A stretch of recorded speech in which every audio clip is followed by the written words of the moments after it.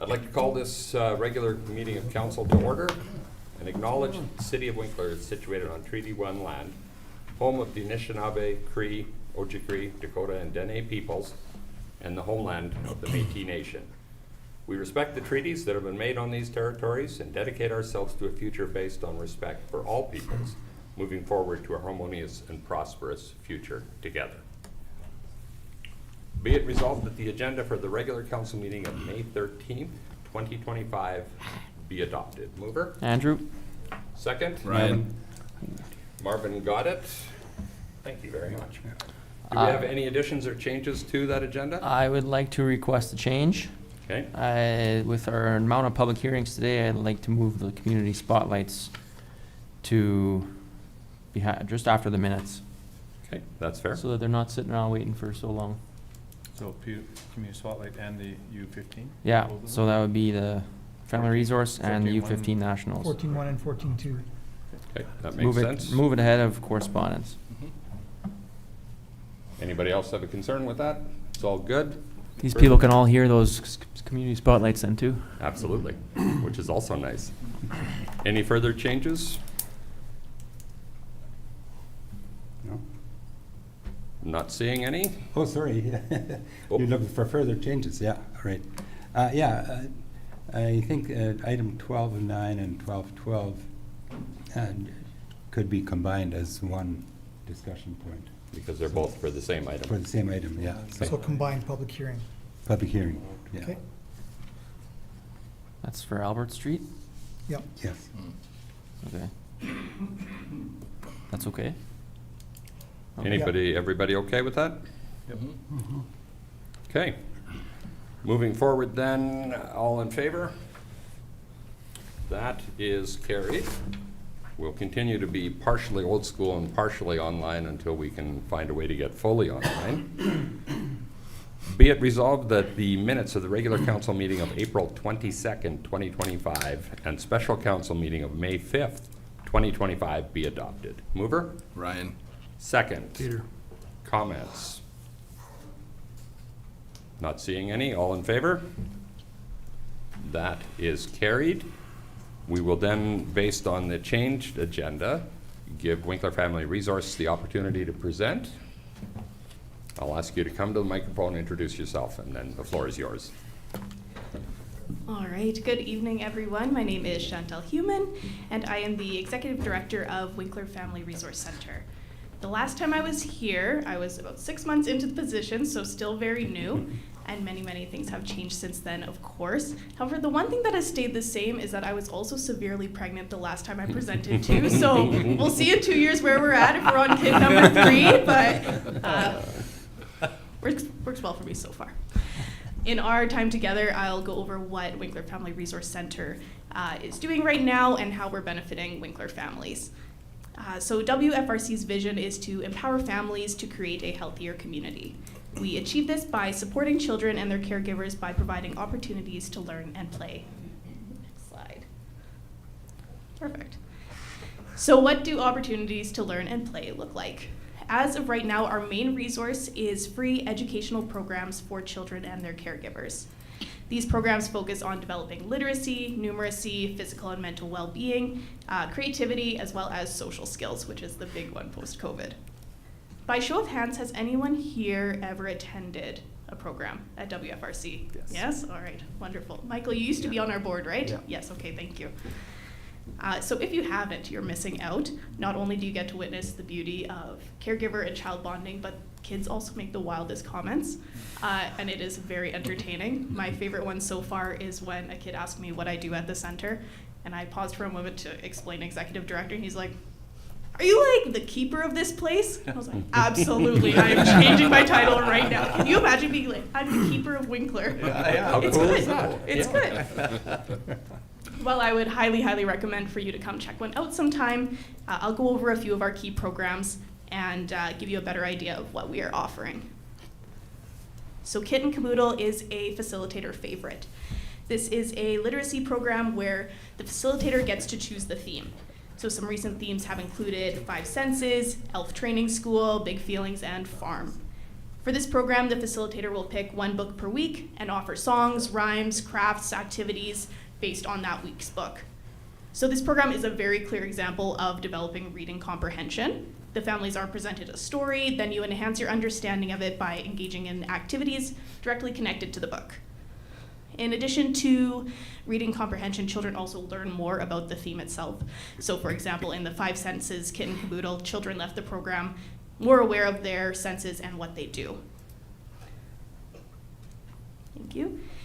A program that GVSD really appreciates is our Mindful Munchkins program.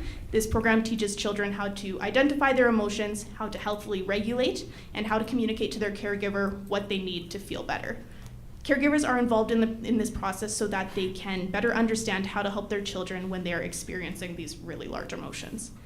Knowing that the EDI showed that emotional maturity was a little bit lacking, our GVSD representative has said that programs like Mindful Munchkins, or we had the Kit and Caboodle Big Feelings one, especially post-COVID, are very, very appreciated, especially as kids are going into kindergarten.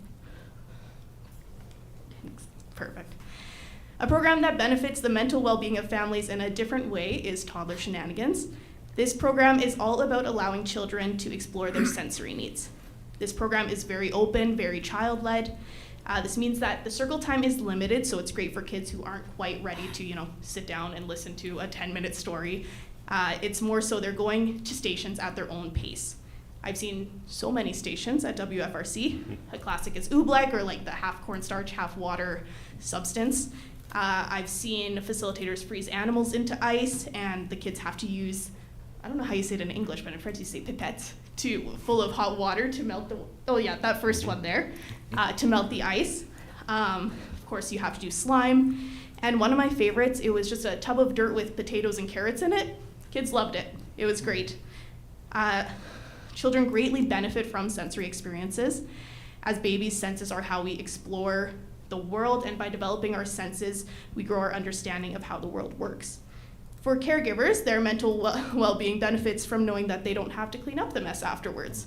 Their kid can get all the benefits and they don't have to worry about it being in their carpet. The last one I'll talk about today is our Stay and Play program. This program runs every Friday from 9 a.m. to noon. It is a drop-in, so no registration is required. Families can just show up whenever it suits them best. Their children can engage in unstructured play with the many stations we set up, and families help themselves to snacks as they'd like.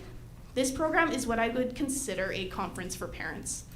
So in the same way that you or I might attend a conference to learn more about our particular focus area or to network and learn from others doing the same thing we are, caregivers gather at Stay and Play and can discuss their profession. We all have heard that it takes a village to raise a child, and we also know that this is getting harder and harder to accomplish. So by providing Stay and Play, we're able to provide this village through a safe place to sit with others and ask, how on earth do I comfort my baby that is screaming because they have teeth growing in? Or what do I do if my child suddenly becomes a picky eater and they don't want to eat anything anymore? Or my husband is a long distance truck driver and I'm really scared I'm going to be really lonely while he's gone. Could we be friends? A personal story is that of my husband's. So with my first child, we split the 1-year parental leave. So I took the first 6 months, and then my husband stayed home with my son for the last 6 months. My husband really struggled to find his place in the community during that time. Most baby-centered groups were for moms only, or they were church-based in a church we weren't involved with. So with Stay and Play, Levi could get out of the house, he could talk with other caregivers, he could get advice, and most importantly, he felt supported and cared for. This is just a sampling of the programs that we do, and we're constantly adding more programs to our list. So, for example, we very recently did a Growing Together program, which was run by an occupational therapist, or we did a Low German program, depending on what the community is needing. If I had a lot more time, I would go over them all, because I'm very passionate about all of them, and they're very fun to talk about. But if you want to look more, there's a little programs tab on our website that goes over everything we do. A foundational part of our programs is that they are free. We want to reduce barriers as much as possible, and to keep them at no cost for families, we rely on grants, donations, and fundraisers. Our biggest fundraiser of the year is Teddy Bear Picnic, and it's coming up in a few weeks. This is a family event that is free for the community to attend. Children visit a variety of healthcare professionals to get their stuffed animals checked out. The goal of Teddy Bear Picnic is for children to feel more comfortable at their healthcare appointments. So for example, if a child sees a doctor listening to their teddy bear's heart, it won't be as scary the next time they go and see the doctor and they have a stethoscope held up to them. Now, you may have noticed that I said this was our biggest fundraiser of the year, and in the same breath said it's a free event to attend. So how do we do that? We have the healthcare centers pay a table sponsorship fee to come and promote their services. And then another big fundraising part of that is our food sales. So while we want to keep providing this event for free, obviously, we also have operational expenses that keep growing and need to be covered. So each year we attempt to grow how many families attend to drive up food sales and to entice more healthcare centers to want to attend. Last year we had over 500 families attend, meaning we had around 1,000 plus people present. This year we will be providing even more resources by offering spots to nonprofits, with their table fees covered by event sponsors.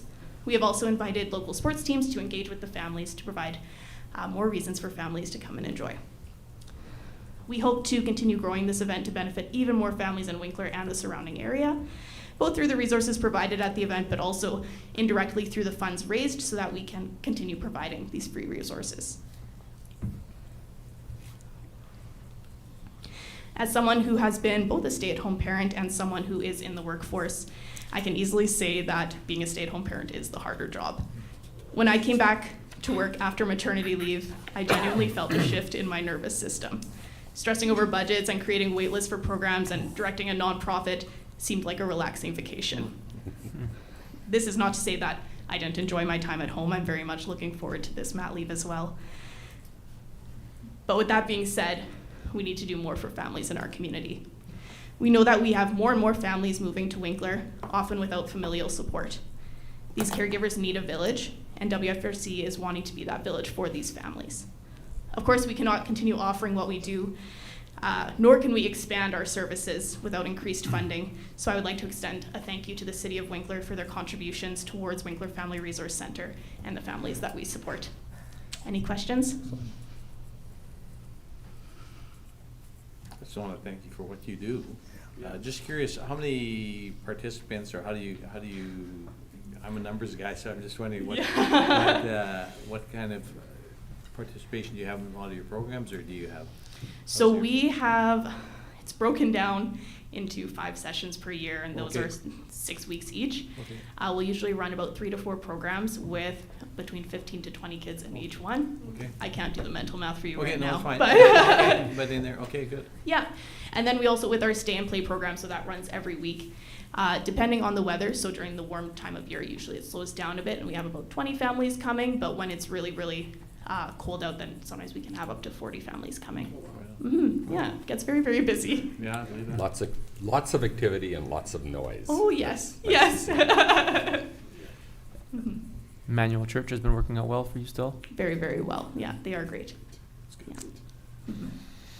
So are the immigrants, like new immigrants to the community, are they coming to your programs and stuff like that? 'Cause Yeah. I think it'd be a great way to interact with people, and what a great place to get to know people. Yes, yeah. So we have some coming, and then another feedback that I've just heard is that we need to have a way to show them our programs without them, like, a lot of people are very nervous to come Yeah. the first time, right? Especially with it, that's the only thing about it being in a church building is that for some cultures, like, they wouldn't want to enter a Protestant church, even though our programming isn't Christian.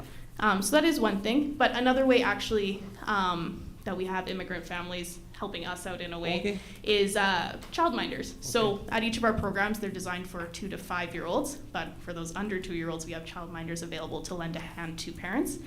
And for people who are new to Winkler, who maybe don't have their work visa yet, but want to get experience, want to put things on their resume, and also get a small honorarium at the same time, they'll provide childminding for us. So immigrants Right on. have been very, very wonderful for us That's good. to come help us out. Yeah. Good to hear. Mhm. Final thoughts from council? Keep up the good work. Thank you. Absolutely. Thank you very Thanks much for for the your work you time. do. Thank you. Wendy, if you would.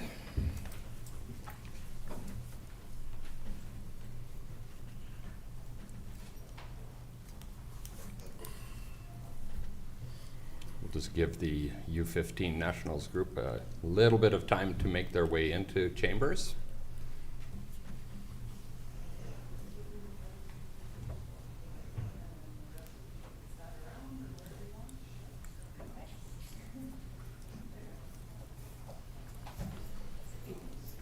We'll invite everybody in, and then we'll let you have the podium. There's room in the corner too, everywhere? Right here. Oh yeah, there's lots of room. Come on in. Come on in.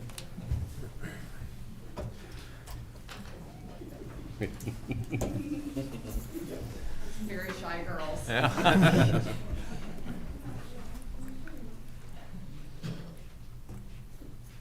Okay, we're in, and I'll give you an opportunity to speak at the mic if you'd like. Obviously, the Central Energy Group, who have enjoyed a fair amount of success, I believe, over the last little while. Would you like to share any of that just as an update to the group? Well, maybe I'll let the girls share that. We've got, my name's Christy Guilford, for starters. I am an energy mom. I've been part of the Central Region Softball Association since my daughter was 11 years old, and she's now 21. So grew up with this, love this organization, and love what it's given my kids. Okay. And I love seeing what it's given all these young girls. So yeah, we've really, in our Central Region, we've had a lot of success in the last number of years. You have. And lots of gold medals, silver medals, bronze medals coming home from provincials. We've had lots of showings at national events.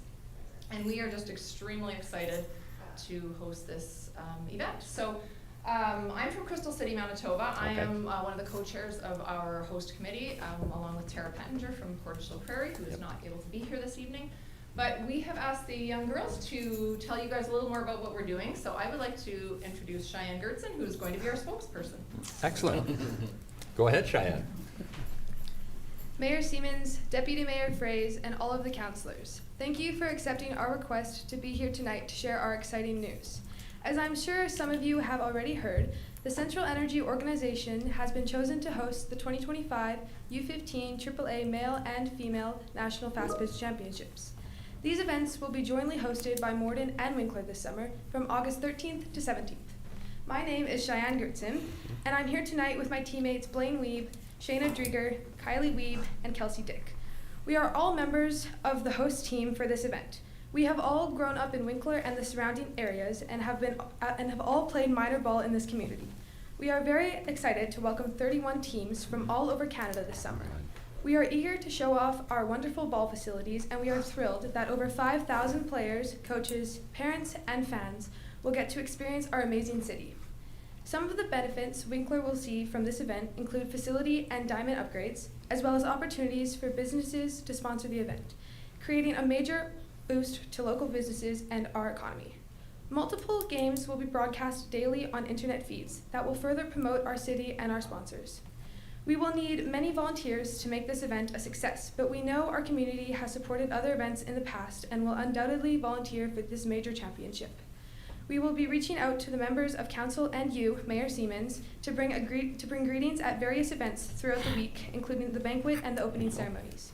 When our organization has hosted events in other communities previously, there were grants available from the host city to help offset costs. We would welcome the opportunity to apply for any City of Winkler grants that may be available. As mentioned previously, we will be seeking community support. In fact, we have already started our sponsorship drive by circulating a sponsorship package to gain the support of local businesses, as the economic impact will be huge. Events like this are a fantastic opportunity for our local minor male and female ball players. We will get the chance to see some of the best fast pitch players in Canada, including 5 who grew up on the very diamonds hosting this event.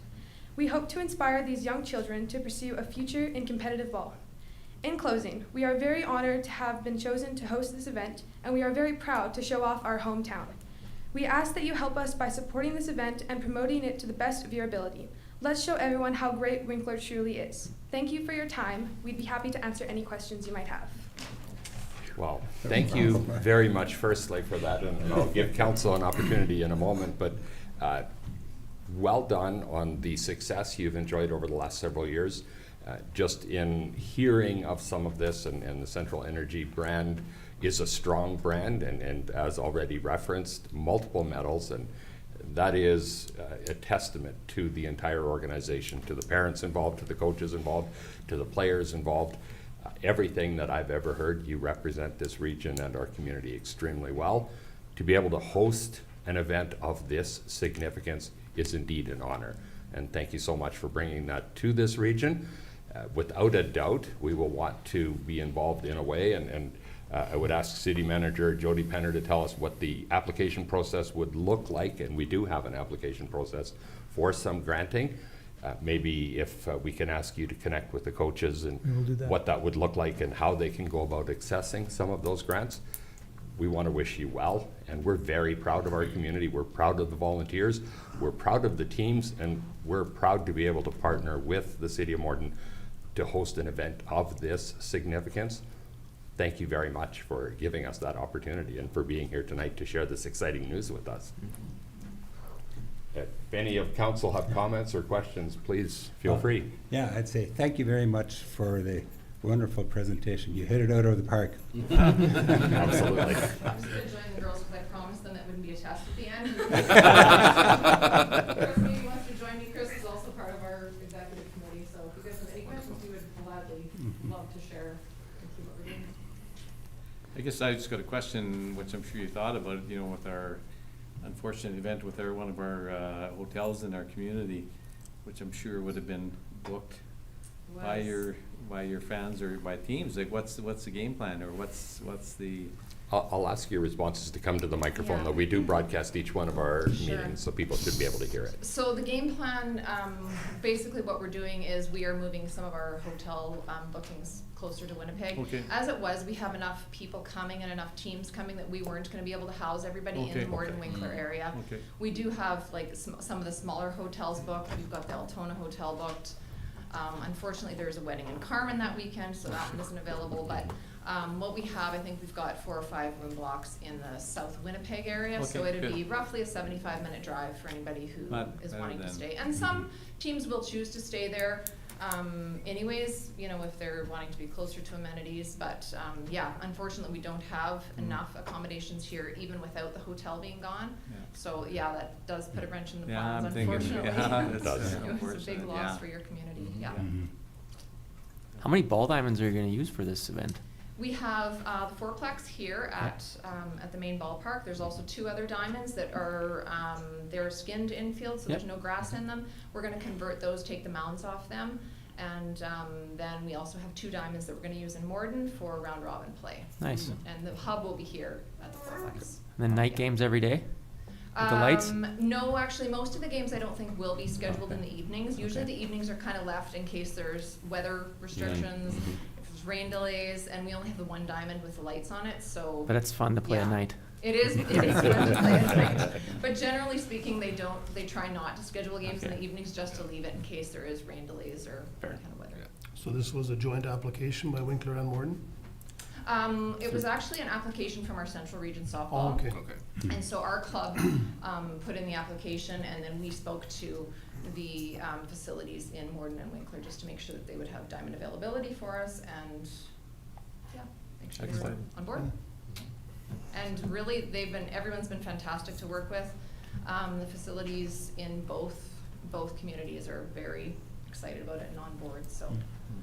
We've got a lot of work to do, of course, because Indeed there's you do. a lot of, there's a lot of things that Softball Canada wants to see prior to a championship of this caliber being hosted. They will have a representative that comes out and inspects the diamonds and the facilities, and so we're working with the MAC to do a lot of that, and Winkler Minor Ball as well, and the local parents who, want the diamonds to look awesome and be safe for their kids, so, Mhm. Right on. yeah. As Safety you've- is the big thing. As you've already felt, our community services team, led by Jordan Drager, is going to be strongly supportive, Yeah. and we'll make sure that all the supports that you need are available. Awesome. If there are other people wanting to help out or donate their resources, who do they contact? They can call me. Me or Tara. If you go to the website, the U15 Western's website, or our emails are both there. Yeah, contact us anytime.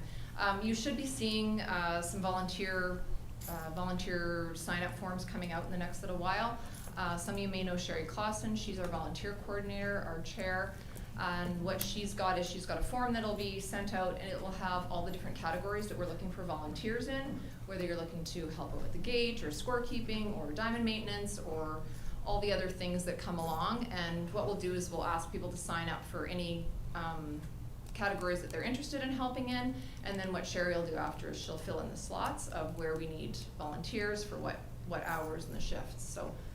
So yeah, anyone, we're gonna welcome everybody. We'll send, share it through our Central Region organization, and we'll also share it out to the public. Anyone who's interested in ball or likes ball or just wants to come and be part of it, because it's a big community event. So I mean, we'll need people to be at the gate and all that sort of stuff. So if you're interested in supporting your community and being involved in youth and sport, then yeah, we would love to have you sign up.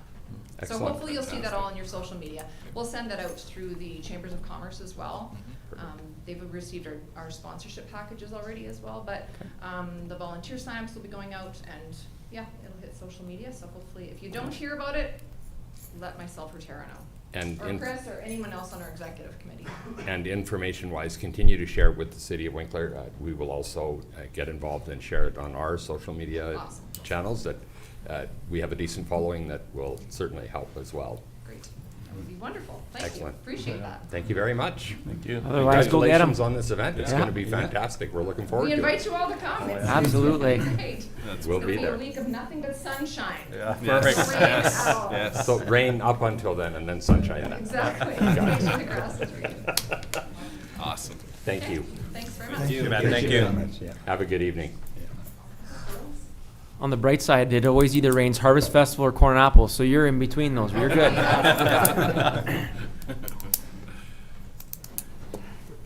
Okay, that takes us into our correspondence. We have a couple of pieces there. We have Manitoba Good Roads Association Best Home Grounds Competition, and a letter there in terms of how to nominate people.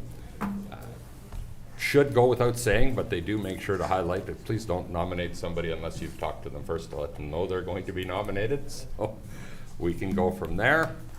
Letter from Minister Simard with regards to tariffs and some of those pieces. Any questions or comments on our correspondence today? Very self-explanatory. Continuing then into finance. Be it resolved that accounts payable in the amount of $1,756,276.14 as approved by the Finance Committee be approved for payment. Mover? Andrew? Second. Don? We do have two notes there with questions. Wondering if we can take a quick peek and get those. The first one Absolutely. is fairly easy. James Fair is for the country concerts that Okay. he That's typically right. does at the concert hall. And that is the payout that was generated from the gate. The second That's one correct. was a question with regards to Arctic Spa. spas, Pool, chemicals for the swimming pool. which was kind of what we thought, but it's nice to have that I was clarified. debating whether I should bring my trunks when I go see Jody. In this hot tub, I was wondering what. Apparently not. You No, can bring your No. tents when you go to the pool. You have to use your imagination if you come over. Oh, man. Check register, as always, is attached. Does anyone have any questions past those two? I had a question in regards to BH Please. Safety. Who is BH Safety? Check number 67247. That is one of the companies, I'd have to check in deeper, but I think they did some of our safety inspections. I'm not sure which for, but I'll have to Okay. get back to you. That's fine. Thanks. Not seeing anything further. All those in favor? That is carried. Takes us into police and fire. And be it resolved that the Winkler Fire Department report for April 2025 be received for information. Mover? Michael? Second. Ryan? Any thoughts or comments, things we should pay particular attention to? Well, they had another busy month there, and yeah, culminated with the hotel fire that was mentioned earlier, and yeah, kudos to everybody there that poured hours into doing their jobs. I think critically important to note the community that supported our firefighters. We had a group of firefighters who battled bravely. We had a neighbor who jumped to help, and both ladder trucks were busy spraying water on this very significant fire. But then the community around, the restaurants that served our members as they were getting tired, that people who thought of them, and generally it makes your heart feel good when you hear those types of things. As devastating a fire as it was, but it once again brought our community together, and that's a good thing to see. It is, though, to your point, Michael, a little bit concerning. It's not just that fire and a big fire. Our numbers are up significantly from 2024. The count from 53 to 67, it's real. Yep. How are we doing so far? We're able to tackle all of them. I know Councillor Plett serves on the fire department. We have enough volunteers coming out. We're able to keep on top of everything. Yeah, with the addition of the new members that started, it has been very adequate, the response, and so it's been very good. Yeah, it was a busier month than we've had for a while. Right. But it may even out throughout the year. Emergency services is never an exact science. So No, it's not. yeah, so we're crossing our fingers. We're very fortunate. We haven't really had serious calls regarding the dry and with grass fires and so on so far. So I'm knock on wood that people are very careful when they consider backyard fires and so on, just to help things from help keep things from spreading. And hopefully in the next day or two, we do get some of the Yes. rain that's been promised, and that will help too. Yeah. In the meantime, maybe also we're saying there's some major out-of-control fires in the province. Yes. There are. Some of them are quite large. Yeah. It is possible that our department gets called on to provide some help. Our chief is preparing for that and just making contingency plans if that call should come. And to my earlier point, it is very good to have good neighbors, but it's equally important to be a good neighbor, and our chief and his team have always stepped up Yep. when called on. So, thank you, Jody, for that additional information. No further comments? All in favor? Carried. Be it resolved that the Swamp Board minutes for the April 22nd, 2025 meeting be received for information. Mover. Peter. Second. Michael? Anything there we should be aware of or take note of, Pete? Another step closer to being, to having our license altered for composting. And another step forward to getting the pad built. The tender is out, so in about a month, they should be moving some dirt. And I'll let the tender process go for about 3 weeks. And then award, and then we're hoping to get that pad built. So the composting isn't up and running yet? Not yet. No, Okay. we're not allowed to. We have to put it aside on a separate So right now, there's so- nowhere for anybody in Winkler to pick up composted compost, dirt? no. Unless they go to Green Opportunities, they Okay, would still have some okay. left over, yeah. But you take it already as Yep, well? yep, we're taking And it's it. being saved separate. Yep. So is that what the additional tonnage, is it the 30 to 35% increase? That's Yep. the compost. It's not that the landfill itself has got that much more No. traffic. No, Good. well, the landfill has the traffic, Right, but it's but the compost factor, yeah. We're not gonna bury it and make it go away. We're gonna turn it into dirt. Do our So- best to, Do you track that, like what's compost, what's not? Oh, Like, yeah. Good, so that way. Track on- every on- load that comes in there. On reports, Mhm. at least then you know, because compost usually wasn't the case, Correct. but That's now, right. yeah, so that, it's not. and we're hoping it's gonna give us a credit towards the greenhouse gas. That's always a factor when they look at landfills, right? We're hoping to get a credit towards that, so. Yeah, we're moving ahead. We got summer staff, training them up and onward and forward. Very nice. All in favor? Carried. Be it resolved that the Winkler and District Healthcare Board meeting minutes for the March 24th, 2025 meeting be received for information. Mover? Marvin? Second. Don? Marvin, anything there that we should take note of or pay attention to? Well, I think just in general, we're constantly looking for more physicians. It's a very active process. We have a number of physicians that we are going to be having come to the community to investigate their opportunities here. So we hope that goes well. And yeah, it's not unfortunately in that sense, it's not unique to us. If it were, then we could do more, maybe do more about it. But it's a national challenge to having adequate physicians. So we're doing what we can to attract as many as possible. Well, I just recently became one of the 6,000 plus people who are without a family doctor as mine retired. So I encourage you like crazy to keep on finding family doctors because we're going to need one. Yeah, no. One other piece of note, August of this year, it will be 100 years since Dr. C.W. Weeb started serving the community. Wow. Visionary that he was and that our local healthcare board continues to do. So thank you for your service. Thank you.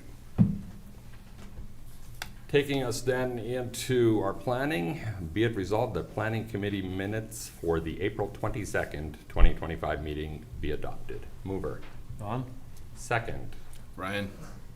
Any comments? I think the nice one was the MTI permit was issued to the city for the Stanley Corridor Regional Pathway access to the city of Winkler. So that's, we knew it was coming, but it's getting closer. Very exciting. And I think the award has been given for the pathway, and there's going to be a sod turning Thursday, if I'm right. That is In the correct. rain, right? In the rain. Yes. And we won't mind getting just a little bit wet, Yes. just to get some rain. That's exciting. Still thankful for the rain. All in favor? That is carried. Whereas the City of Winkler and the Arm of Stanley annexation proposal file number 12E2-0002 from 2012 was submitted with a proposed annexation agreement. And whereas the original agreement was silent on Church Avenue and therefore defaulted to the City of Winkler, be it resolved that the Arm of Stanley Council submit a minor annexation to to correct the oversight as per the condition of the May 27th, 2013 agreement. Should that be the City of Winkler rather than the Arm of Stanley, Jody? Yes. Yep. It certainly should be. Okay. So I'll read the resolution again, just so we make sure that we know what we're voting on. Be it resolved that the City of Winkler Council submit a minor annexation to correct this oversight as per the condition of the May 27th, 2013 agreement. Mover. Don? Second. Peter? Do you guys all know what it is? You've got your shared notes. You can see what it's there. Jody, do you need to add anything else for us? I don't think so. Pretty Very straightforward. Yep. It's that small strip right there. Yep. Any questions of Jody? No questions, but I think it's good that we corrected it. I don't know if the Arm of Stanley would have looked kindly on us making a resolution about what they should do. They may not have. All in favor? And that is carried. Be it resolved that this regular meeting of council recess for the purpose of holding public hearings. Mover? Marvin? Andrew got it, Marvin got the second. All in favor? Carried. We then have a bylaw or a public hearing for bylaw number 2341-25, a zoning bylaw amendment. I would like to excuse myself from this conversation and hand the chair to Andrew and step out of chambers, declaring that while I don't have a specific interest in this piece, there are some signage conversations that are in it, and in my other life I operate a sign company, so I believe it's best that I excuse myself. You didn't tell me you were leaving. Now I gotta step in. Okay. Jody, you wanna kick this one off? Yep. We have to wait till for him to leave. Yep.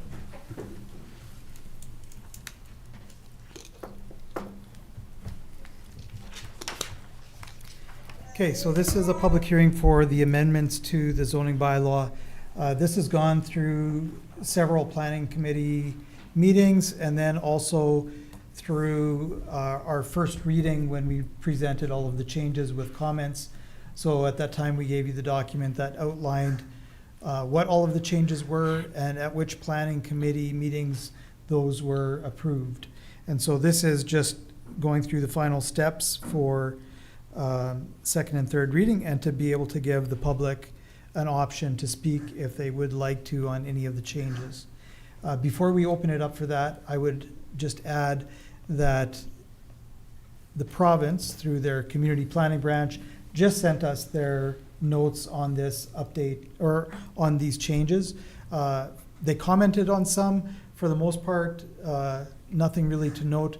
The one that they did note was a strong advisement, which is why I'm giving it to you now. That was that they recommended that we not pass the change to allow farming as a conditional use in the commercial general zone. Council still has the ability to do that, of course, but that was their advisement. And other than that, I didn't think they had any strong comments on any of the other changes. But aside from that, if there are public here that would like to speak to any of the zoning bylaw changes, that's why we're having this public hearing. Okay, is there anyone here wishing to speak to these bylaw changes? Seeing none, anyone online? Council have any questions of anybody here for any of these items? Okay, and be it resolved that the public hearing for bylaw number 2341-25 be closed. Mover? Ryan. Seconder? Michael? Michael, got it? Got it. Anything else to note before we close it? All in favor? That's carried. Be it resolved that bylaw number 2341-25, a zoning bylaw amendment, be given second reading. Mover? Peter? Seconder? On. Dawn? Any comments, questions? All in favor? It's carried. Gotta do a third reading. Be it resolved that bylaw number 2341-25, zoning bylaw amendment, be given third and final reading. Mover? Ryan. Seconder? Marvin? Marvin? All in favor? That's carried. Bring Henry back in. You do ask the question for the attorney. Then Wendy, if you can let the record show that Henry re-entered the meeting. I think after Mark's comments, we just moved on. Okay.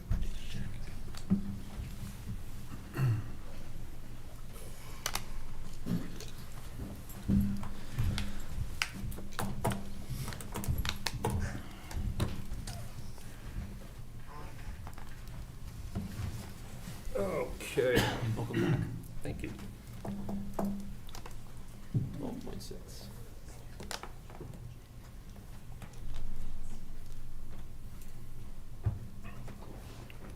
Thirteen six. 12.6. 12.6. Oh, yours says 13.6. Mine says 12.6. Okay. Oh, because we moved the items. Oh, yeah. Yeah. So we'll go to 12-6, which is actually 13-6, public hearing for variation number VA 2025-006 at 8 Cardinal Place. Jody, if you would. Yeah, so this is a public hearing for this variance. The applicant is Pinnacle Inc. Owners are Eric Unruh and Randy Unruh, as mentioned at 8 Cardinal Place. The variance requested is to reduce the required north rear yard of an odd-shaped lot from 25 feet to 9 feet 3 inches in the R1 zone. The purpose here is in order to construct an addition to the house to accommodate an indoor pool. There are some notes to council as well as a report to council. At the time of writing that report, it was noted that there was a possible objection that we hadn't received when we wrote it, but last Friday afternoon we did receive that and we added it to your package, so you've had time to take a look at that. I'd also like to point out some of the shared notes which explain that there was a misunderstanding between staff and Pinnacle last fall when Pinnacle first called to find out about the setbacks on that yard. And so they proceeded in planning with the understanding that the north yard was a side yard and would hold to 5-foot setbacks. And then when the application came in April, it was determined that due to the nature of the odd-shaped lot, it was actually a rear yard and held to a 25-foot setback. And that's when they applied for the variance to get to the 9 feet, 3 inches. And so then you have some of the explanation in your report to council under the heading variation. It talks about the rear lot line and how that is defined. It's a little bit technical, but in the end, what you get to is that north yard is actually one of 2 rear yards on that property. Like I said, had it been a side yard, then it would have been a 5-foot setback that would be required. In addition, in the report, we noted that a detached building would also just be subject to a 5-foot setback. Other than that, there's not, I don't think, anything of note in that report to council. Everything else for that application is in place. Okay, thank you, Jody. We'll give an opportunity for the proponent to present if they are so interested. And I'll ask everyone when they come up to come to the microphone, state your name, and then make your presentation. Hi, I'm Randy Unruh. I think last time I was here, we were doing an accessible playground announcement. So I just want to say we've been using that a lot with Brody, and he's really enjoyed being able to do that with his friends and his family and play with other kids. So, but today I wanted to just talk to you guys on behalf of my family about our proposed indoor pool addition that we are, and why we're requesting a variance, which you kind of already heard. But my husband and Eric and I have 4 young boys, including our 8-year-old son Brody, who's here today, and who lives with physical disabilities. Over the years, we've seen just how valuable and therapeutic swimming can be for children like him, not only for physical health, but also confidence, social connection, and independence. That's why we're building a residential indoor pool, not just for our own use, but with the hope of creating a space where other families we're connected to, many of whom also have children with disabilities, can come and enjoy swimming in a calm, safe, and private environment. We are applying for a variance to allow the pool structure to be built slightly closer to the edge of our yard than typically permitted. There are 2 key reasons for this. First, the specific location minimizes the impact on our neighbors. It's situated to block as little of their backyard view as possible, being adjacent to just a side yard and garage, and we have spoken with our neighbors to make every effort to ensure transparency and collaboration. And secondly, as Jody mentioned, that there was a bit of the miscommunication at the beginning of the planning, so this variance would correct that miscommunication while honoring the original intent behind the building codes. We truly believe that this pool will be a meaningful and accessible resource, not only for our son, but for a wider community of families who often don't have easy access to public or therapeutic swim environments that meet their children's unique needs. We are committed to being good neighbors and responsible stewards of our property, and we hope that the council will support our request so we can continue creating a safe and inclusive space for our family and others. Thank you for your time and consideration. Thank you. Any questions from council? Not at this time. Eventually. Is there anyone else who would wish to speak in favor of this project?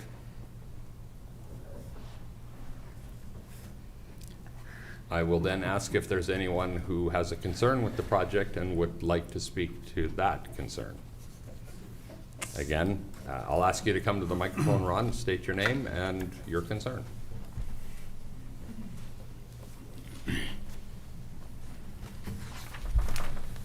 I'm Ron Ginter, Mayor and Deputy Mayor. Good to be here. I think you all received the package that we submitted, so you already have a lot of information. So I thought I would just come up and share, maybe some highlights of some of those things.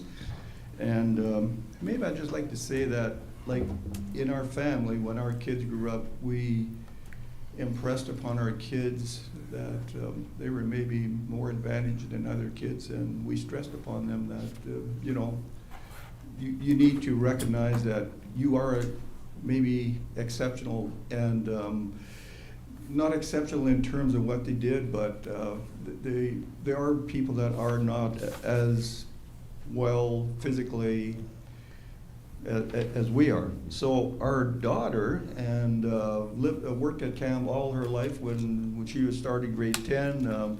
My wife and Krista, she's here, always volunteered a week at ACL camp in Moose Lake, and you know what a fantastic experience that was for both of them. And to this day, you know, when Fran goes around Winkler, there's many of those kids that are still come up and hug, and when Krista comes here, you know, it's the same thing. It's just that, so we haven't impressed upon our kids that that is important to do in their lives.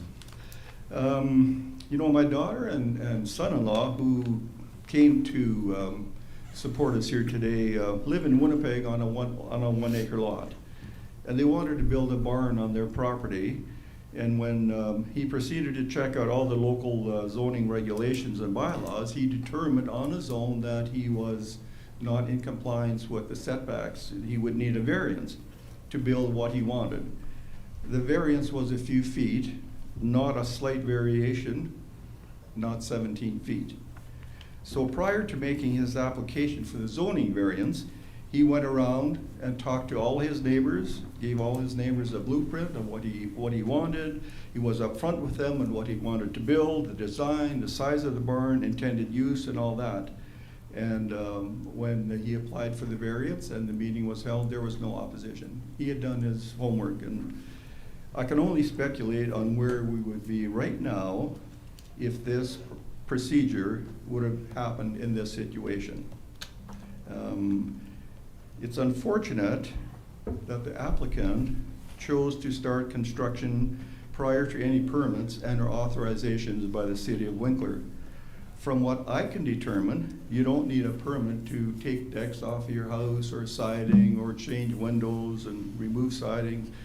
But when we hear and see jackhammers in the site, and we see pile driving machines coming in, and we see concrete trucks in the backyard, and we see concrete pumpers over top of the, and then there's a beginning of an addition to the house. I'm just wondering whether these actions should not require a building permit before construction should ever have begun. It kind of makes me feel that these actions of the applicants speak for themselves. I do believe, you know, maybe there is a larger narrative at play here, and has subsequently set the tone for the situation that we are currently find ourselves in. To be clear, we're not talking about a small variation to the zoning bylaw. The bylaw is 25 feet, and they're proposing 17 feet. And we're talking about an erection of approximately 32 by 52 addition, and my information is that the pool room area will be 1,785 square feet. This is a significant variation request. The height, 25 feet high, along with the dimension, make this a very imposing structure. And from what I've heard, when I talk to people, the proposed addition will be the same size or larger than many residences in Winkler, just the addition. So maybe I'd just like to highlight a few points that maybe you already have, but the proposed variation is in direct violation of established bylaws which require an attached structure to be a minimum of 25 feet from the backyard. The official notice of the meeting requests a variance of 25 feet, from 25 feet to 9'3" in an R1 zone. And I have no doubt that on a drawing somewhere on a paper that it is actually 9'3". And there's no doubt in my mind that Pinnacle, who's probably the best builder in Winkler, could build it exactly there. You know, there's no doubt in my mind about that. However, I have not seen any survey markers anywhere on any of the lots, my lots, or anything beside there, any of the corner of the lots. And I am pretty certain and confident that the corner of the proposed structure will only be 8 feet from my property line. Our property line is 12 to 14 inches on the other side of the fence that we have. And it does appear that it's 9'3" to the fence. So it's actually maybe only 8'3" to the property line. When I read about zoning variances, the phrase "no proven hardship" and "failure to show hardship" are often mentioned in a lot of those. Then a central requirement in evaluating a zoning variance request is demonstrating unnecessary hardship faced by the applicant. Variances, and this is quite a significant one, should only be granted under exceptional circumstances, with the applicant proving that the present restrictions render the property not usable for the intended purpose. Building a large indoor swimming pool is a personal choice, not a necessity. Another point I would like to stress is the reduced property value and future impacts of our property and of properties in the neighborhood if this variance is granted. A 25-foot high wall, 8 feet from our property line, will certainly reduce our home's value and probably all the values in the neighborhood. For the past 12 years, we have enjoyed a south-facing unrestricted view that we do not wish to see change. Never did we think that a situation like this would arise, and it's all because of a zoning variance, if it gets granted. Another point I would like to stress is the reduced property value and future impacts of property and properties in the neighborhood. And the large majority of neighbors that I have talked to have signed a letter of opposition and it's supporting us in council not granting this. And when I have engaged my neighbors in this process, besides a direct violation, which were already mentioned, the slippery slope precedent of granting such a large variances were concerning to most of the neighbors I talked to. What if this happens in my yard? If this variation gets approved, it might be a lot easier for it to happen in one of our neighbors' yard. That was certainly a big concern, and that it will now be easier to grant such a large variance the next time it comes up. Granting a zoning variance of this magnitude has the potential to set a precedent and undermines the consistency of zoning laws. Zoning regulations are designed to provide predictability and stability, ensuring property owners and developers can rely on established rules. We all respect homeowners' rights to develop their property. There's no question about that. But when it comes at the direct expense of the majority of neighbors but not when it comes to the direct expense of the majority of neighbors and established zoning protections. In closing, we, Fran and I, nor 22 of the signatures that I have that I can submit right here are in support of this zoning variance. The proposed structure is in direct violation of the City of Winkler zoning bylaw by 17 feet. So we therefore respectfully request that this variation application number VA 2025-006 be denied. Thank you. Thank you. Does council have any questions of Ron?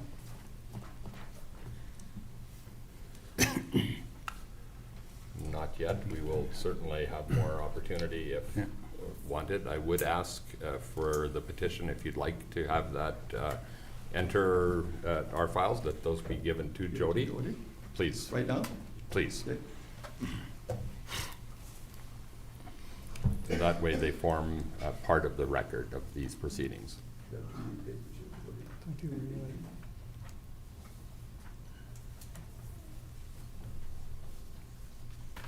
Okay.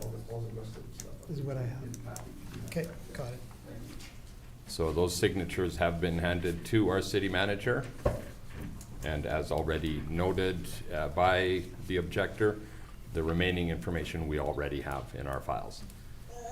Is there anyone else here wishing to speak in opposition to this? I'll ask you to come to the microphone and state your name and then make your points. Hi, I'm Walter Giesbrecht, and Walter. opposition is an interesting word here. I have a bit of a different angle, and thanks to ChatGPT for what I'm about to read you.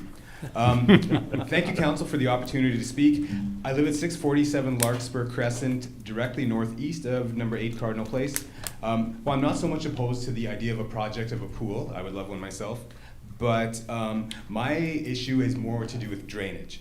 So several of the backyards in our area, which is the south side of Larkspur Crescent, have experienced significant issues with drainage as more and more homes have been built. So the idea is in our backyards, the water is supposed to flow west into a large ditch, and as more construction has happened, that no longer happens. So there's a number of us on that side of the world who have lakes in our yard in spring, and we would love, for whatever the city decides in this situation, we would love it if that issue could be addressed.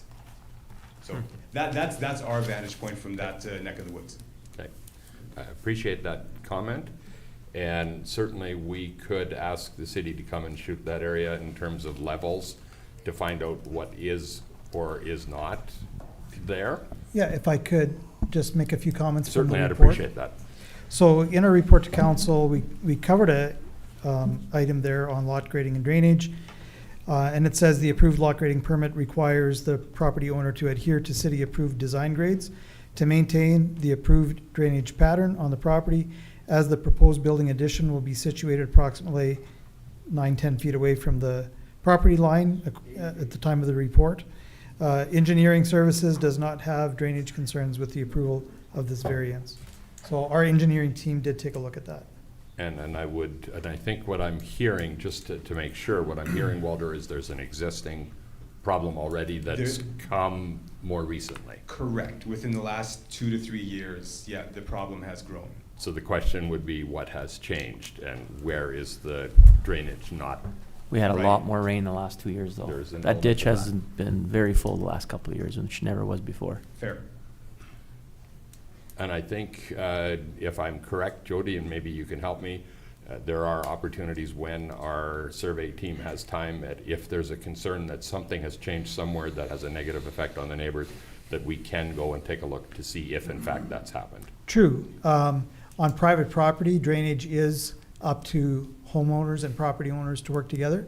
But frequently, as the mayor stated, when we have time, we send some of our engineering team over to take shots and just see if they can provide some advice on what may neighbors have can do to correct some of those issues. And Yeah. in my experience, as a rule, neighbors want to work together to try to solve these things, and if something inadvertent has happened that can be addressed, if we're able to provide some thought of why it's happened, that would be there. We've got your address here, Walter. We'll add that, and if and when we have some time in our staff's time, and we don't have as much anymore as we used to, there's lots of stuff going on. But it is a good point, and it's a valid point, and maybe not, as you said, directly related to this, but certainly something that we'd take a peek into when we can. All right, well, appreciate you guys listening. Absolutely. Thank you for your time. I would ask Ron, if you have further comments, that you come back to the microphone, please. Thank you, Ron Gitter again. I just want to confirm what Walter said. And when I talked to the neighbors in that area, there were several of them that said that to me, that the drainage is a big issue. And a couple of those owners said to me, well, if this structure is within 8 feet of the boundary and it's this high, you have to do some landscaping. And their concern was that maybe this will block more water flow. And just backing up the bus to 2012, when we built there, we paid the $750 drainage permit from the city, and they came out. And I don't know if you did. They came out and shot the levels, and we landscaped according to those levels. And after that, we built the fence, and we had it rechecked, and they were all okay. But that's 12 years ago. Yes, it is. And that is a really good point. And as city manager has mentioned, that in this project, again, the drainage piece would be addressed. Anybody else here who wishes to speak for or against? Please. Mr. Mayor, Council, my name is Max Waddell, and I'm here in opposition of Council permitting a variance. I have to say, I live in the city of Winnipeg, and I enjoy coming out to Winkler. You have a fantastic community, and what strikes me is that this community does not have a proper facility or an indoor pool to accommodate families like this and others. And I think this would be a good starting point to maybe have those conversations, as opposed to putting a building that is in excess of 1,700 square feet as an addition in a backyard of a residence. I think this community absolutely has that capability and that capacity to do that. You're a growing community, you're a popular community, and I just think this would be great for that. I guess my second question would be, if this variance was granted, would the city of Winkler permit the applicant to have a business license to perhaps eventually start teaching swimming lessons out of that pool and drawing what I would call more and more people to that? I guess that would be a question I would like to leave you with that, if I may. I appreciate that question, Mike. I would ask our city manager to help us with that answer. Mhm. Yeah, so we do have a process for people to apply for home occupation businesses. In fact, we do have someone in Winkler with an outdoor pool that has applied for such a license, and it was granted. But in the approving or in the consideration of those kind of applications, we consider the number of people that they are planning to have, what times of day people will be there, how many people at any one given time, what impacts will it have on traffic in that particular neighborhood, what are the streets like in that neighborhood. There's a number of factors that we take into consideration to make a decision like that, but there's many home occupations within Winkler. We also have a limit on square footage as a percentage of the overall square footage of the house. So there's a number of things that are in play to regulate something like that. So without a lot of specifics, it would be hard to answer whether one would be granted, because it would depend on a lot of those types of variables. Yeah, my understanding is that was also a concern of some of the residents, is the elevated potential traffic if that was eventually granted. As you know, that street, there's really not a lot of access parking, et cetera, and just for flow of people coming and going. Excellent. That concludes, sorry. I will apologize. I called you Max, or called you Mike. Your name is Max. Correct. So my apologies for that. Yeah. Thank you, Council, for my comments. Thank you. Absolutely. Appreciate that. Anybody else who have some comments towards this? Or responses per se? Absolutely. Yeah, are we allowed to give those? Yep, and I would again ask for you to come to the microphone, state your name. The correct information. And the reason we ask you to do this, it's not that we're trying to be overly formal. We broadcast all of our meetings, and we want to make sure that anybody else who's listening afterwards has an opportunity to hear the entire proceedings. Makes sense. Thank My you. name is Dennis Rees. I am representing Pinnacle this evening. I just wanted to clarify a couple things. So there was a couple concrete trucks in the back. Construction is happening on that home, and that's all within the renovation permit that has been approved. There is major renovations going within the home. There's concrete piles that have been drilled. That's part of the home renovation. None of the construction that has been happening is part of any of the pool addition. As for the height, the peak of the addition actually does not exceed the existing home roof peak, the ridge. So it wouldn't be higher than the existing roof rafters. If you don't mind, the peak would be how many feet? Is it the 25? that It's closer you've to heard? 20 feet. It'll be closer to 20 feet. Closer to 20. Yeah, it's actually 19 feet and then plus whatever grade the finished grade will be. So it'll be 20, 21. Okay. Thank you, Dennis. Mhm. And I'll say again, if anybody has additional comments, either for or against, or clarifying questions, now would be the time to ask them before we close the hearing. Ron, I'll ask you again to come to the microphone. I think I did ask Jody this. Is there an actual building permit for outside construction? Because I see additions being added to the house, so is there actually a permit? The permit that approved is for the renovation project. So Inside? the work that they're doing, I can't speak to exactly what that permit covered offhand. Dennis might be able to. And I would ask Dennis then to come to the microphone to be able to respond to that. And a very specific question, Dennis, would be, the work that's being performed is within the scope of that permit. Yes, it is. We extended the mudroom in the back by a couple feet. I think it's 8 feet. So that's adding one additional exterior wall. And then there was a deck in the corner. I think it's 8 by 10, the size. We closed it up. The deck made it into, we extended the master bedroom. That's all within the scope So of that was, the permit. Yeah. that was the initial permit which was approved. The permit that is waiting for approval is just related to the addition, Okay. which would go forward depending on the outcome of this application. So the information I got was that there was no no outside work to be done on that permit. And I guess that was incorrect? Yes, that's what it appears to be. Okay. We can look at it, but are you looking, Steph, up the permit? Will give us just a second to be able to answer that question with certainty, Ron.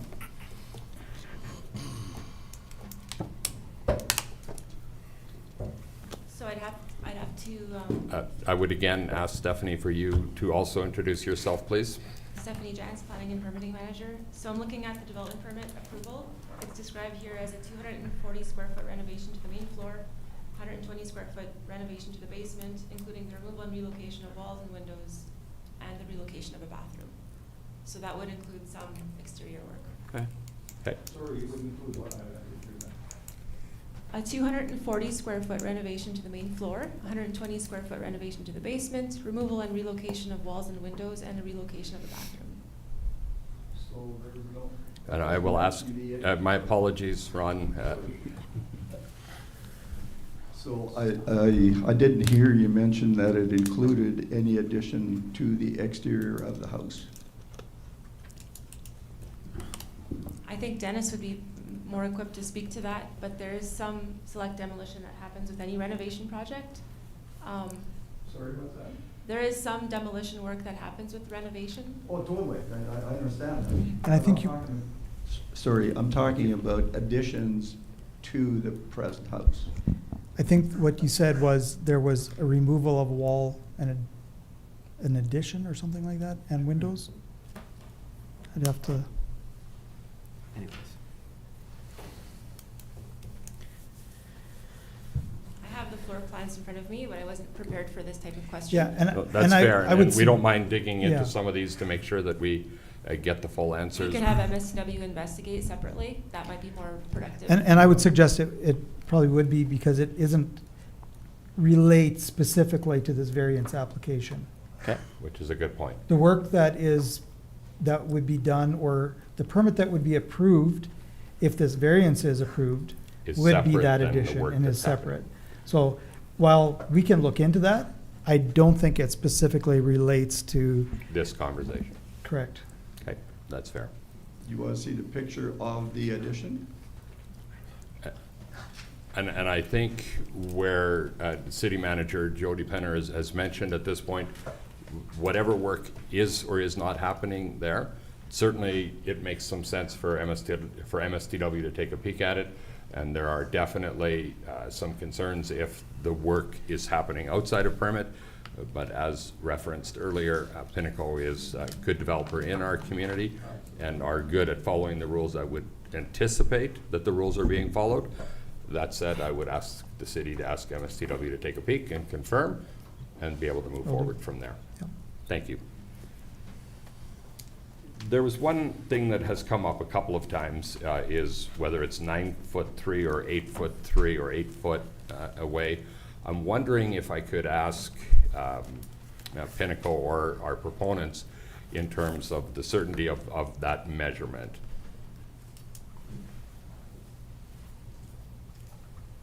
So that measurement is to the property line that was given on the surveys and staking certificate. So Okay. whether the fence is a foot in and we physically measure 8 feet, it's still 9 feet to the property line. So you've measured to the property line, Yeah, not Excellent. physically. but to the staking certificate? Exactly, yeah. Thank you. And I see that you have a question, Ron. I'll ask you, make sure that you're at the microphone. Okay, and you know, that was my point. There's no doubt in my mind that on a drawing somewhere, it's 9 foot 3 inches. Physically, if you want to go out there and measure it, my fence is 9 foot 3 from where the pin is in the ground. That's what I'm assuming that the pin in the ground is where the corner of the building will be. And from that, it has a little flag on it. From there to my fence is 9 foot 3. And I have 12 to 14 inches of property on the other side of the fence. Okay. Sir Max Waddell, I would like to ask the builder the question. I'll ask you to speak into the microphone, please. I would like to ask the builder the question. Is the pin in the backyard the actual marking of where the rear of the building would be? Please do, Dennis. We don't know. Well, then my response would be you can't say that it's 9 foot 3 inches, because what we can tell you is from the back of And the it's- fence to that pin is less than that. They haven't What I started will, building yet. again, and I think what we've heard is the measurement will be to the property line based on this staking certificate. Correct. So Not we based have- on the pin. Correct, not the pin.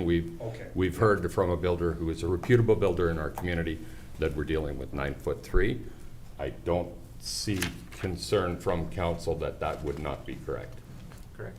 Excuse me? The pin doesn't mean that's where exactly it is what he's saying. Sorry. I'll ask you the microphone. Sorry, what exactly did you say? What I've heard from the builder is Yeah. that they've marked it to the staking certificate, and from there it will be 9 foot 3. No, he just said he didn't know. He just said he didn't know. Right, so that wouldn't be where the exact location is yet, he's saying. Okay. To the- So they right. haven't started building it yet. So Right. what you're seeing there is the flag is Right. not necessarily Where- the measurement. What they're saying that they're going to build to, assuming approval, will be 9 foot 3 to the property line, the actual property line. Property line, Yeah. So you're gonna survey it? Yes. The question, the question being asked of Ron Ginter to the builder was, would it be surveyed? Yes.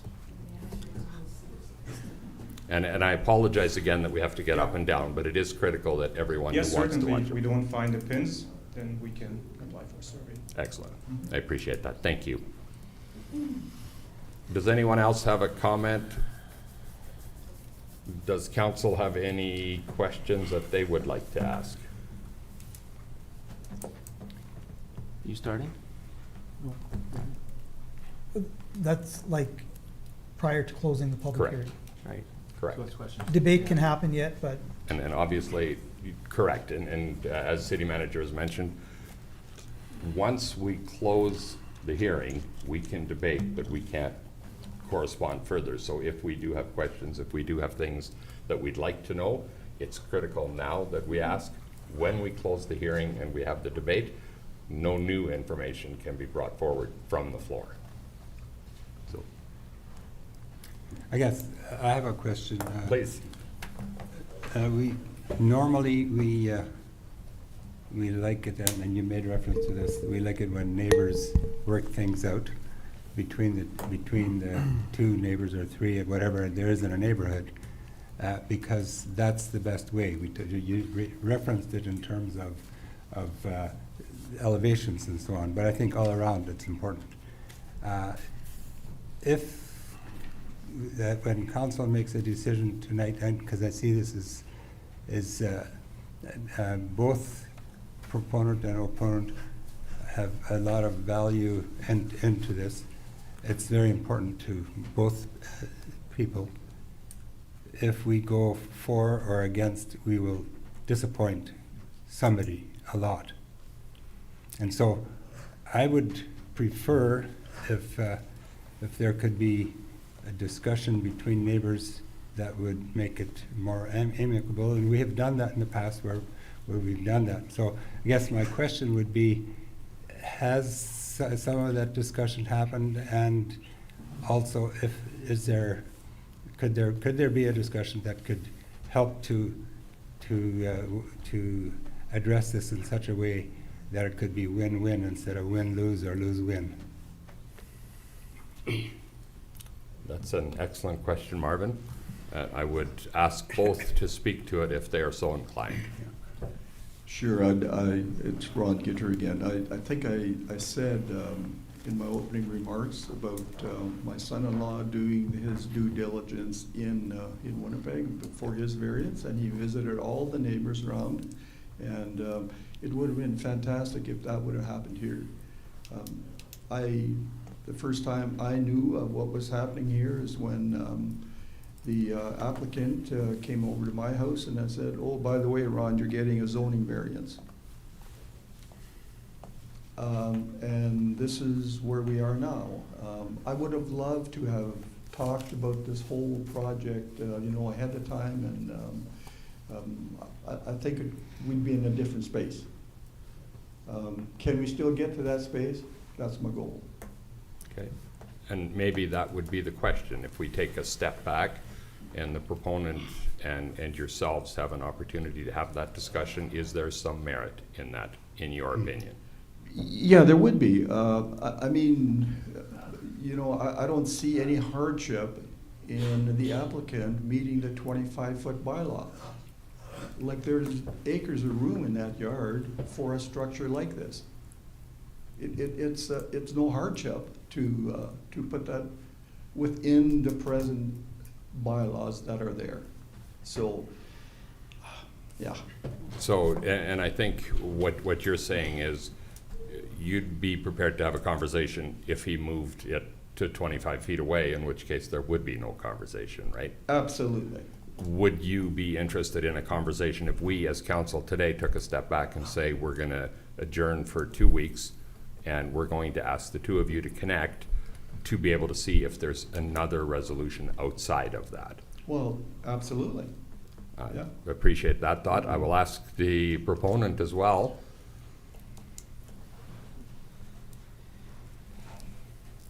I don't want to take up too much more time. My husband did meet with Mr. Ginter. He went to his home and asked him to come and see the project, and then they walked around the yard. And I'll ask you, Randy, I'm sorry. I'm Randy, sorry. Thank you. I'm Randy. So they walked around the yard, and that's why those pins are in the ground, because we just kind of plopped them in to be like, hey, this is where the building's going to go about, and this is what. And so he did raise a couple of concerns, and so we had our engineer kind of do a little rendering of what it will look like from his yard, so that he can see, how much of his view it will block. And I guess I don't know if that is forgotten or what, but that did happen. I'll ask you. I'm Eric. Thank you. Yeah, we did try for about a week and a half to 2 weeks contacting him to talk to him, and I got no replies until like 2 days ago. Okay. So, and then another thing that we had, a lot of the people in our bay are our friends, and they're great, and we're continuously hearing from them how it came to them to spread false information about our family and what we're doing. So I'm wondering, because of the place we are today, and as Councillor Plett has already referenced, assuming that there's no further conversation, we're eventually going to close the hearing, we're going to have a discussion with ourselves, and we're going to make a decision, either for or against it, and we will please one and frustrate the other, or please one and frustrate this. Is there any merit in your mind that we take 2 weeks till our next meeting, and that we give yourselves and the Ginters an opportunity to connect to see if there's a middle ground of some kind that brings us back to the next meeting that says, you know what, with this, we think this can work? I guess we can try. I guess the challenging part too is, so phase 1 of our project was completely set up for this phase. You know what I mean? We put an elevator into our house. We redesigned kind of everything, and there was supposed to be an accessible bathroom with a change table and all this stuff coming off of there. So I really don't know where we can compromise at this point. And the only way, I guess, that we could change it is by disconnecting it, because then we can actually move 5 feet to the border, which would actually block way more of his view than it is now. You know what I'm saying? So if we disconnect by 3 feet, and now we have to add 10 feet, we push it back however many feet till that 5 feet line, now we have a huge long building blocking way more of his view. So I think, yeah, we think this is by far the best way to do it. And that's why we started designing that from the get-go, putting in our elevator, kind of designing the whole house for this flow. So we have a huge investment in this, so it was a little hard to hear that. We had to do this and we assumed it would be fine because every one of our neighbors in our base said it's awesome, it's great, very excited. We're pumped to move back to Winkler. Like this is the best place. We're involved with getting that new walking path with Pioneer School. And anyway, it's took away a bit of our momentum. We're very excited about this project, excited about what's going on, and it's just. But we're not in a rush. Like if we want to take 2 weeks. We can take 2 weeks. There is a point that you just mentioned now. If it's not a building connected, it moves forward fairly quickly. We can switch it and blocks 20 well, feet and more view. I think if we have an opportunity, and I hear from both parties that they're prepared to have conversations. Okay. Because we're at the rubber meets the road moment here right now. Yeah. If there's an opportunity and both groups appear to be interested in having that conversation, I would entertain a motion to adjourn for 2 weeks to give both parties an opportunity to connect. But before we do that, I see that Mr. Ginter would like to have a comment.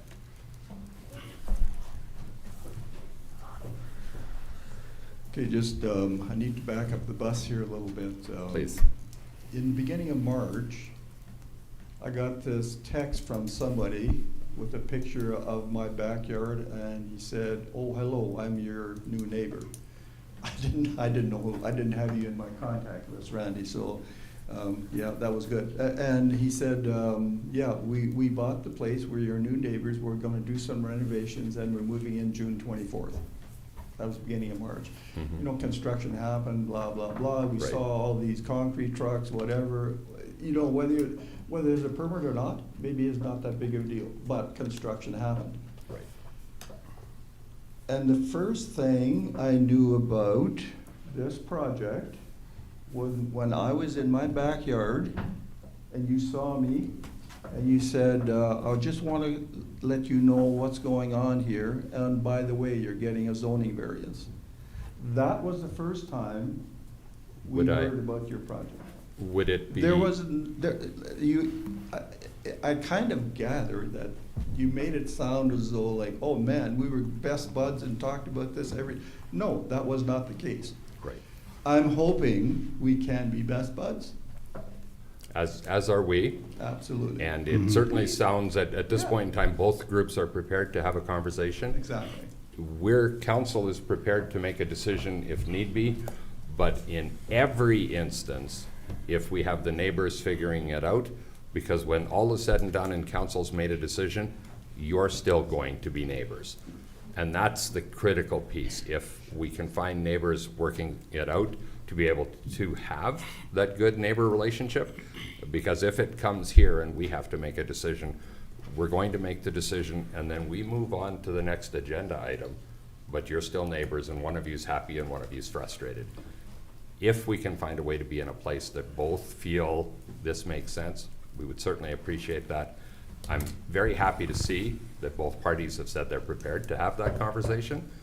If council's okay with that, I'll entertain a motion to adjourn for 2 weeks, or to adjourn until the next regularly scheduled council meeting. Can I make That's a one? move. Can we ask some questions first? If you'd like.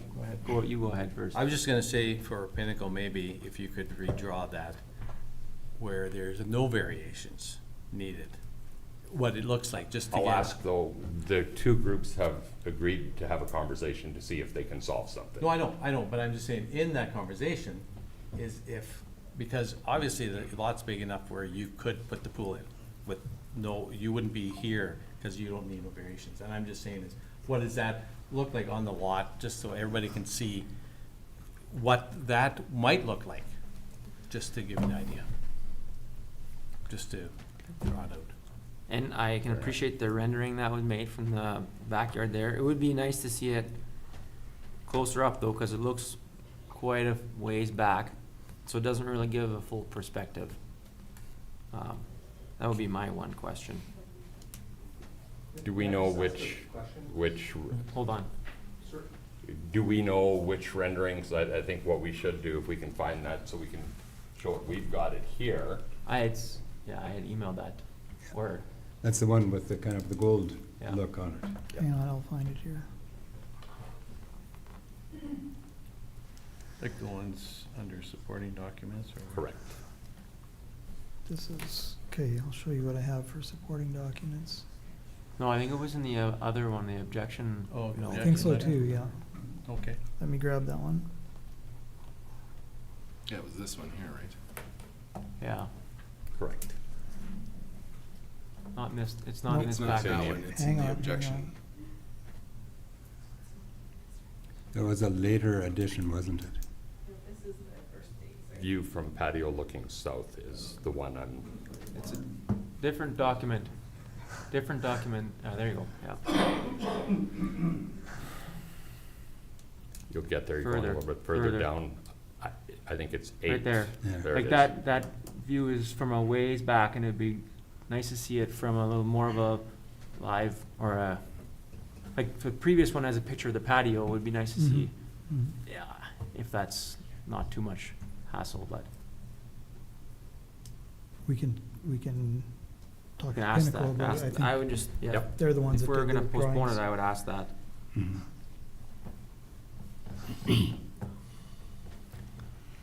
I guess maybe further to that, if there are other suggestions that they would be rendered, if there are other suggestions in terms of placement, that would also be part of the next presentation, so that council would be able to see what you're talking about when you discuss, if we move it here, then this is what it would be like if we move it there, whatever. So just to help us in order to see deliberations too. Thank you. Okay. We have proponents who are prepared to have a conversation. Mr. Mayor, At may I this- ask a question? I'll ask you to come to the microphone, Max, and certainly, by Just all one, means. one quick question. I just want to understand and just clarify. Did you say that this premise could be built as an accessory structure with no problem? Is that what you said? Correct. 5 feet from the property line. How big? 1,750 square foot accessory structure, 21 feet in the air? That's the bylaw in the city of Winkler? I'll get confirmation, but that is my understanding of it. So in the R1 zone, accessory buildings can be a maximum of 10% of the site coverage. So their lot is roughly 24,000 square feet, Okay, and therefore a 1,700 square foot or so accessory building would be about 7% site coverage. The restriction would be that it would need to be situated at least 5 feet from the rear property lines, and it could be a maximum of 15 feet measured from grade to the midpoint between the eaves and the peak. 15 feet high? Okay, and they're currently proposing 21. Oh, but that's not to the peak, that's midway, right? Okay. We can make- Oh, okay, I don't know what the raft would be. Okay, you've Right. clarified my question. No problem. Thank you. Thank you.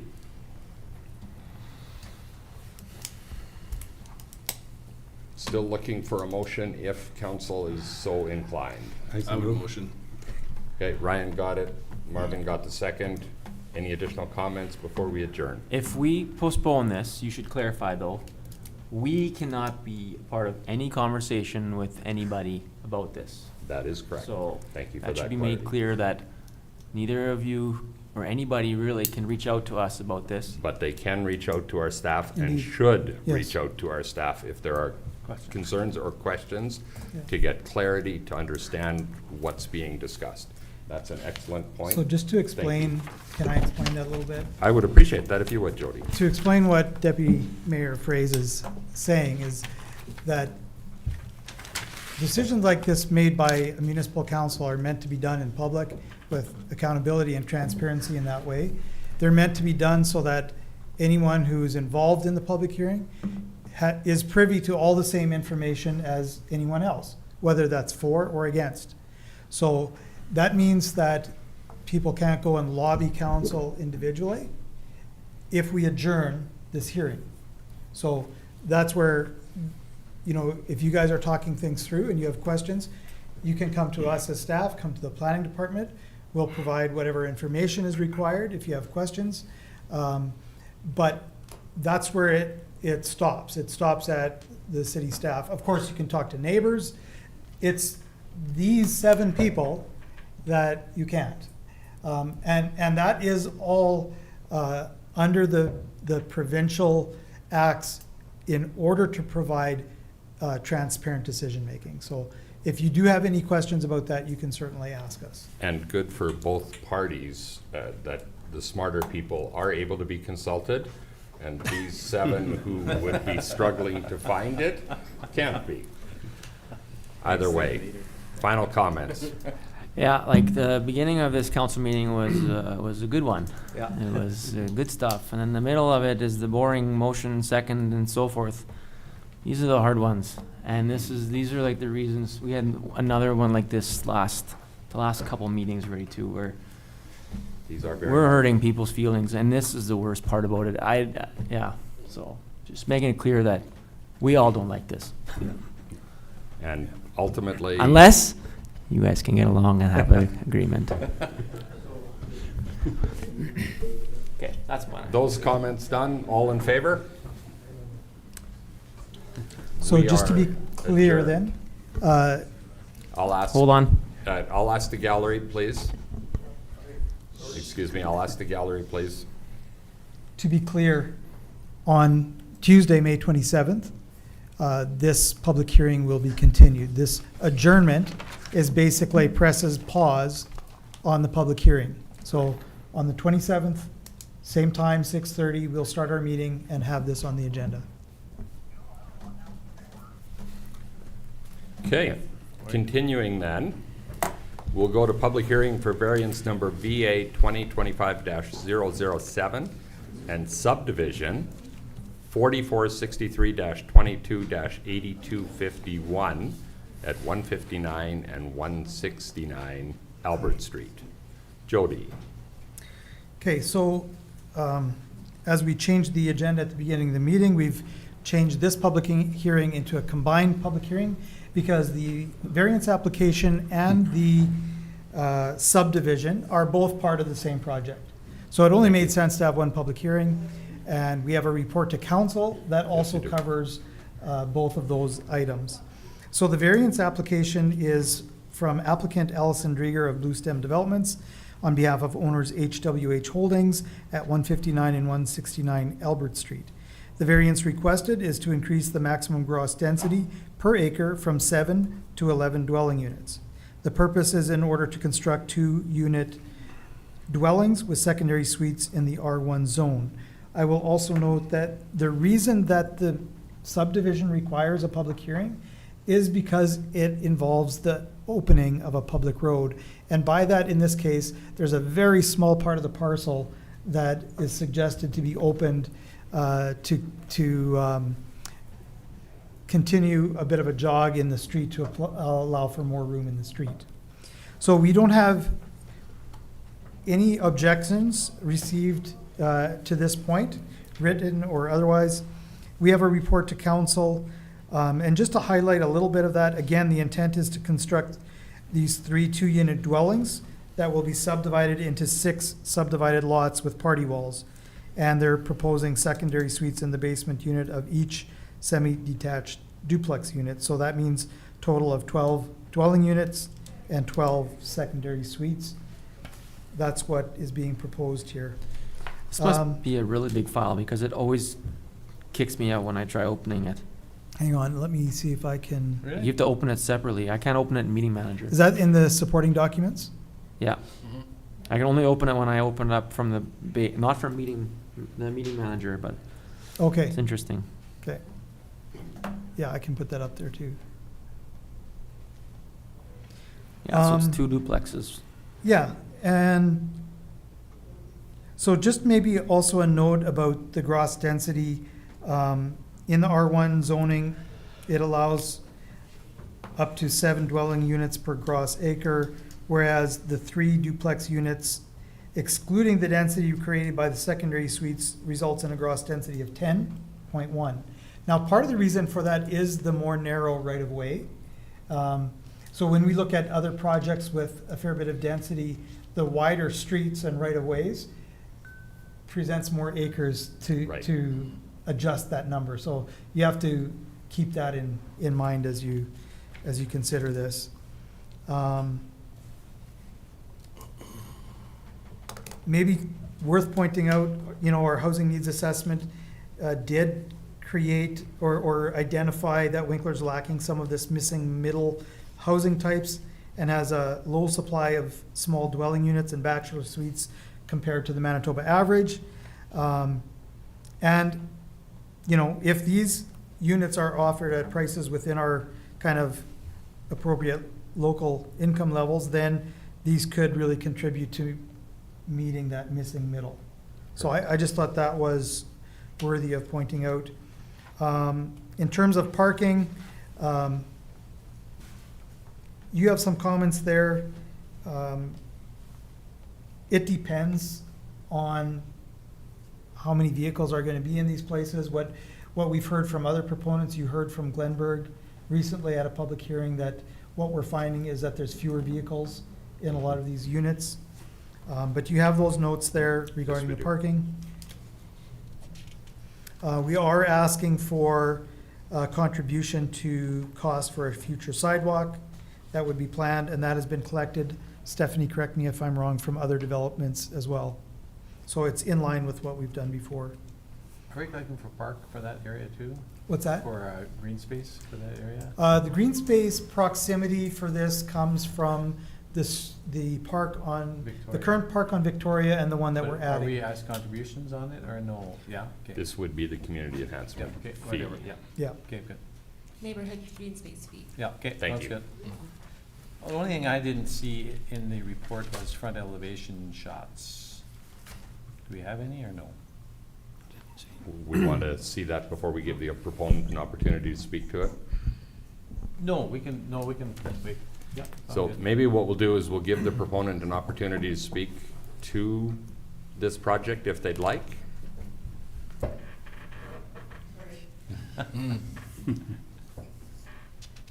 Good evening. I'm Allison Drager. I'm from Blue Stem Development. I'm a land use planner, so I've worked with the province in the Steinbach and Beausejour offices, and for the past 14 years I've been doing private consulting, so working with developers, helping them with subdivisions.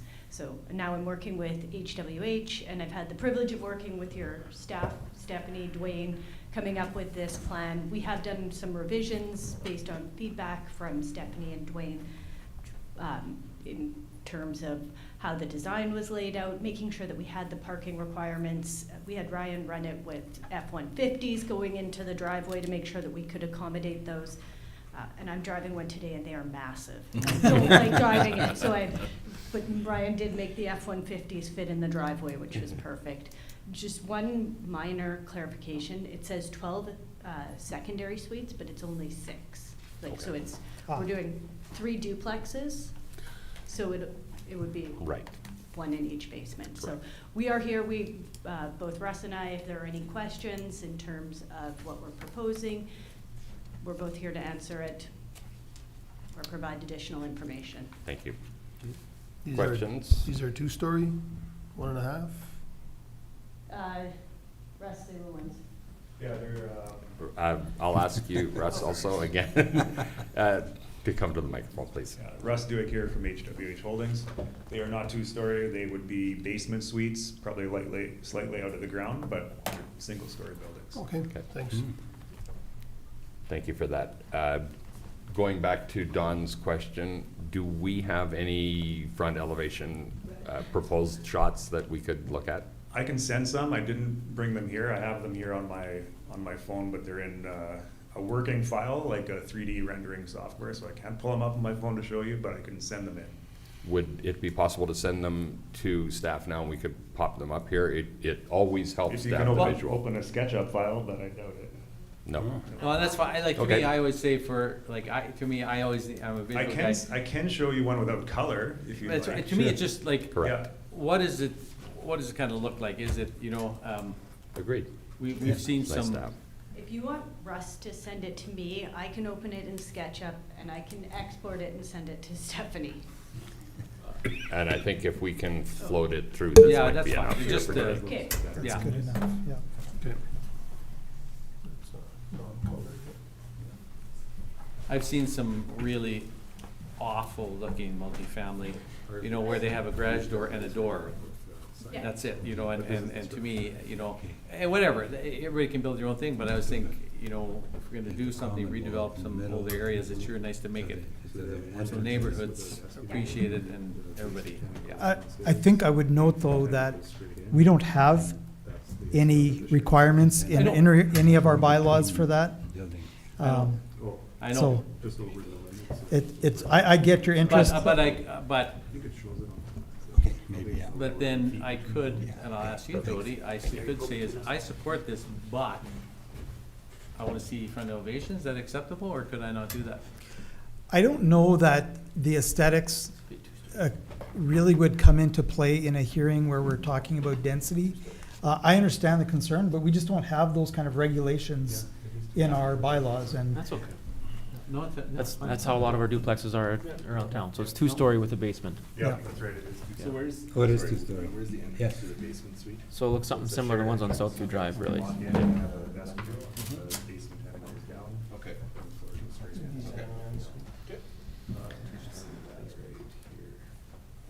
Okay. Makes more sense. Oh, yeah.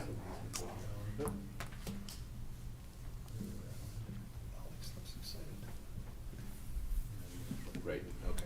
Good, yeah, thank you. Thank you. Okay, Good enough? did that create additional comments or questions, or we're good? Nope, appreciate it, thank you. Proponents have had an opportunity to speak, wondering if there's anybody here who would wish to speak in opposition or just to have an interest in it. No additional comments. Not seeing any. Council have questions before we close the hearing. Nope. Be it resolved that the public hearing for variation application number VA 2025-007 and subdivision 4463-22-8251 be closed. Mover. Marvin? Second. Ryan? All in favor? That is carried. may I just make a quick comment? I wish you would. Sorry. Just wanted to mention before you vote on these two, so you're voting on the subdivision and the variance, they're very intertwined. If one was approved and the other wasn't, for example, if the subdivision is approved and the variance is not, you can't hardly build anything there. They'd almost have to apply for rezoning because of the size of the lot. So that's not to influence your vote in any way. That's to say that they're very tied together. And it would probably be best, I know we probably should have worked on the order differently. It'd probably be best if you do the subdivision decision first, because if you didn't approve that. Then there's no use. Then there's no reason to do the other. Yeah. Well, that's the way it is in here, isn't it? Okay, we Subdivision do have it first that and way? Variance later? Okay, perfect. Good, thanks. Is it? No, Hmm? variance is first. Oh, Is there still an opportunity to? No, there is not, unfortunately. The hearing is closed. And I would say, Steph, please correct me if I'm wrong in that. No, you'd be correct. The subdivision should be decided on first, and then the variance second. Okay. Okay, and that it would be, that's funny. if the subdivision wasn't approved, the Yeah, so implications. in the R1 zone, duplexes are permitted to be a minimum of 2,700 square feet per lot. These are semi-detached, so there's a party wall. The lot width is 27 feet, so it's proposed at the absolute minimum width for a duplex. Single-family homes are required to have 32 feet of frontage. So in a sense, by approving the subdivision, they're locked in to constructing duplexes. Gotcha. Yep. Okay. Thank you for Okay. indulging me. That then takes us to, be it resolved, that council approves subdivision number 4463-22-8251, revision V-2, subject to variance approval and a development agreement with the terms to be in accordance with the city's report to council. Mover. Ryan? Don got it, Ryan got the second. Thoughts or questions? Nope. All in favor? Carried. Be it resolved that council approve variance number VA 2025-007. Mover. Peter. Second. Marvin? Questions? Nope. All in favor? Carried. Be it resolved that public hearings be adjourned and regular council meeting reconvene. Mover. Ryan. Second. Michael. All in favor? Thanks for coming. Thank you. Carried. Good night. No additions. I'll ask then if there's any questions from media or public relevant to this meeting of council. Survived a long one, again. There we are. Yeah, support, that's good. Likely almost the end of the. That's good. Likely almost the end of the second period by now, so. Oh, There we go. yeah. Be it resolved that this regular meeting council be adjourned so we can go enjoy the jet ski. Andrew. Ryan. Ryan got it, or Ryan got the second to Andrew's motion.